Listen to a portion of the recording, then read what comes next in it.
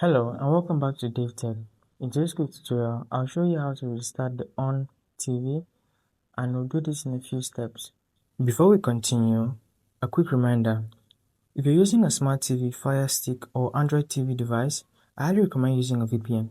A VPN helps protect your privacy, secure your connection, and keep your personal data safe while browsing or streaming. I personally recommend NordVPN. It's fast, reliable, and works smoothly with TV devices. I've put a special link in the description. If you want to check it out, do so right now. Let's get back into the video. Let's get into it. So you're going to navigate to Quick Settings. You may not find the restart button anywhere here, and even on Quick Settings, if you look through, you cannot find the restart button. But then if you go to All Settings, if you navigate down to System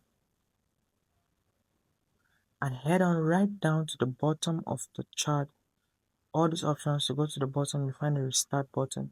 So click on this and you'll be asked to confirm or restart right now.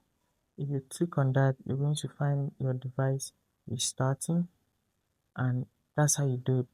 So if you click on this, you see it begins to restart. If you found that insightful, hit the like button, subscribe to the channel, and I'll see you in the next video.